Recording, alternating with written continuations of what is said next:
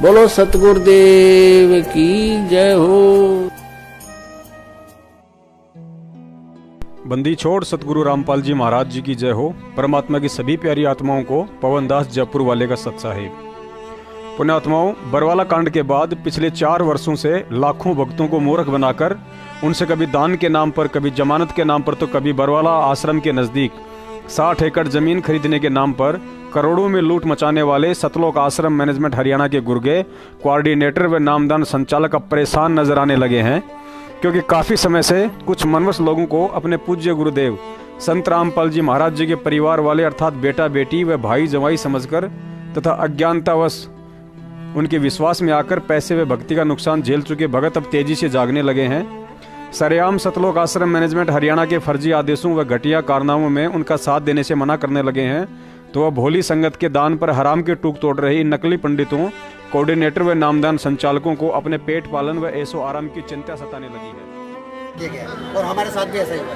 हमारे गुरुजी ने यहाँ पर सबको बोला था, जितने भी संत महंत आचार्य है देश के अंदर विदेश के अंदर, सबको बोला कि आओ, अगर आप परमात्मा का कोई भी जानते हो तो मुझसे ज्ञान चर्चा करो। हमारे सतगुरुदेव ने सबका खुलासा किया, शास्त्र में बताया कि देखो यहाँ पर परमात्मा ऐसे मिलेगा, इस विधि से मिलेगा, और आप लोग जो कर रहे हो गलत साधना कर रहे हो, आप मुझसे शास्त्र कर। कोई भी गुरुजी शास्त्र करने को तैयार नहीं हुआ और उनकी दुकान बंद होते नजर आने लगी। सारे जितने भी संत महंत के अनुयायी थे वो उनको छोड़कर हमारे गुरु से नाम भिक्षा लेने लगे। तो उन्होंने एक षड्यंत्र बनाकर एक सोची समझी साजिश के तहत हरियाणा सरकार के साथ मिलकर हमारे गुरुजी को षड्यंत्र के तहत जेल में डाल दिया गया। मगर फिर भी हम बोले कि परमात्मा है, परमात्मा में लीला करते हैं, और हम ये आपको गारंटी के साथ बोल सकते हैं कि हमारे सतगुरु जी आने वाले 5 से 6 महीने में जेल से बाहर आ जाएंगे और न्याय तो दास अपनी गर्दन कटवा देंगे।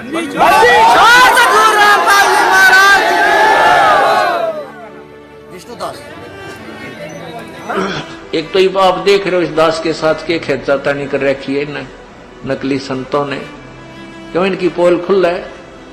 अभी न मुश्किल बात रही है, थारी रोटी गई, जयु ज्ञान तुम्हारे अज्ञान का पता लग गया तो है, लेकिन ये कब तक छुपावेंगे। ये तो बात बिगड़ ली इनकी, ये राजी खुशी सरेंडर कर देंगे तो बढ़िया रहेंगे, नहीं तो जनता इन्हें गली में नहीं निकलने देगी जब सच्चे ज्ञान का पता लगेगा, और उनके द्वारा दिए गए अज्ञान से वो परिचित हो जाएंगे। ये न छुपन न जगा नहीं पाओगे।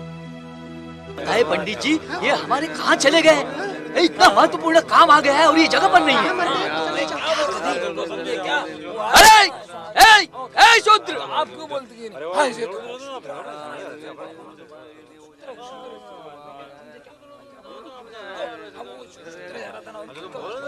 शुद्ध, मेरी प्रदक्षिणा किए बिना और वंदना किए बिना तू जा रहा था? क्या व्यवस्था के रीति रिवाज भूल गया तू? ए शूद्र, कहाँ जा रहा है तू? है तेरी मती मारी गई है क्या? हमारे ब्राह्मण जी की गाय मरी पड़ी है, घर चल और उसे उठा लिया।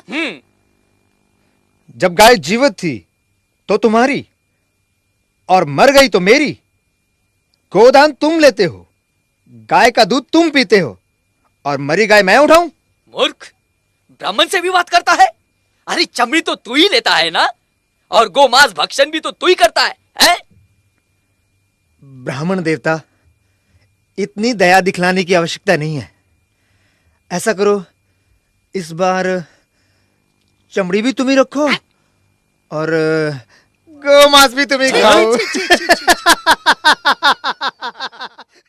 उस शूद्र का इतना दुस्साहस कि ब्राह्मण की आज्ञा की अवहेलना करे। मैं उसे नष्ट कर दूंगा। उसे बाद में नष्ट कीजिएगा, पहले इस पशु को तो हटाइए। क्या अनर्थ बोल रही हो तुम? ब्राह्मण होकर मैं चमड़ी को हाथ लगाऊं?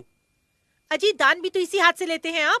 पंडिताइन, क्रोधित क्यों होते हैं? क्रोध करना है तो उन शूद्रों पर कीजिए, शूद्रों पर जिनकी अचानक मति मारी गई है।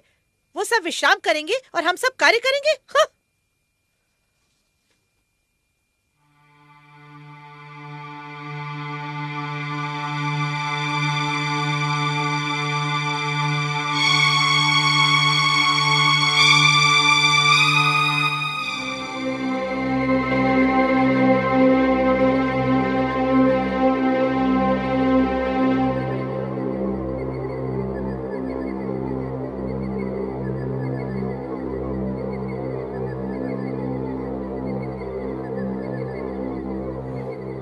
घोर संकट का समय आ गया है। ब्राह्मणों का वर्चस्व समाप्त हो रहा है। सत्य वचन प्रभु। सूर सुरा सुंदरी क्या दीन थे, अब तो सब कुछ एक स्वप्न सा प्रतीत हो रहा है। पहले हम इन शूद्रों को अपने से दूर रखा करते थे, लेकिन अब वे ही हमसे दूर रहने लगे। शूद्र हमारी सेवा करते थे, आजकल वो अपने स्वयं के काम काज करने लगे हैं, अध्ययन कर रहे हैं वो लोग। भाषा और ज्ञान जिसका हमें पैतृक अधिकार था, उसे भी ये शूद्र छीन ले जाएंगे। इतना ही नहीं, वर्ण व्यवस्था समाप्त करने के लिए वे गोष्ठियां भी कर रहे हैं। वैदिक धर्म की वर्ण व्यवस्था पर गौतम बुद्ध ने कुठाराघात किया है। समस्त आर्यावर्त में ऊंच नीच का भेदभाव समाप्त हो रहा है। विचार करो, अगर कोई नीच ही ना रहे तो हम ऊंच कैसे रहेंगे? बिल्कुल सत्य कह रहे हैं आप। सत्य वचन प्रभु, सत्य वचन। इस तरह से तो हमारे अस्तित्व पर ही प्रश्न चिन्ह लग गया है। इस विपदा से हमें एक ही महापुरुष बचा सकते हैं, वो है हमारे मनु महाराज। उचित कह रहे हैं आप। चलो हाँ, चलिए चलते हैं।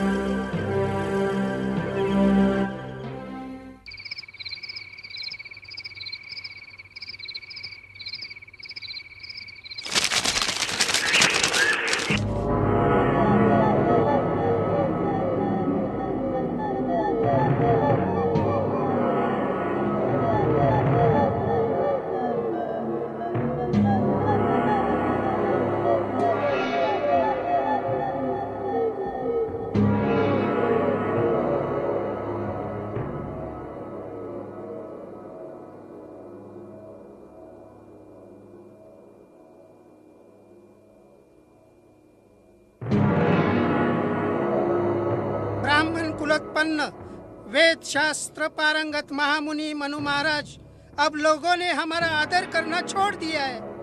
महाराज, हमारे आदेशों की अवहेलना करने लगे हैं ये लोग। शूद्र तो हमारे सामने गर्व से तनकर चलते हैं। हमारे जीवन यापन का कोई साधन नहीं रहा, कोई दान दक्षिणा नहीं देता, भूखों मरने का समय आ गया है। हमारे वैदिक धर्म का किसी को भय नहीं रहा महाराज। बुद्ध के इस धर्म से हमारा विनाश हो रहा है महाराज, विनाश। हमारा और आपका वर्चस्व समाप्त हो जाएगा।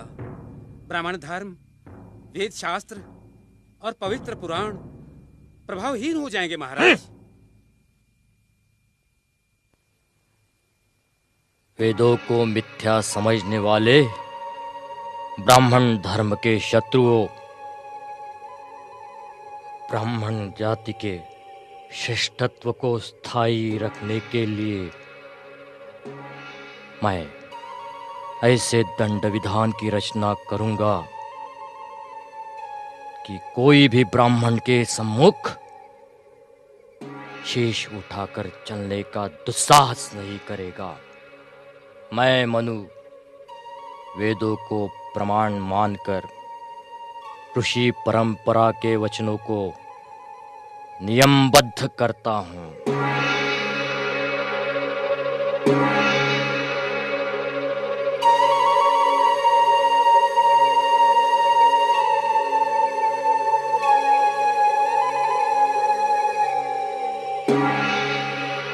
धर्मोपदेशम दर्पेणम। शूद्र अगर गर्व से उपदेश करता हो तो राजा उसके मुख एवं कान में उबला हुआ तेल डाल दे। वक्रे श्रोते च पार्थिवा।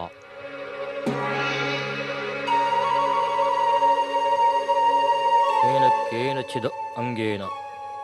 शूद्र जिस अंग से ब्राह्मण को प्रहार करे उस अंग को छेद दिया जाए। तत्देवस तन्मनोरम शासनम।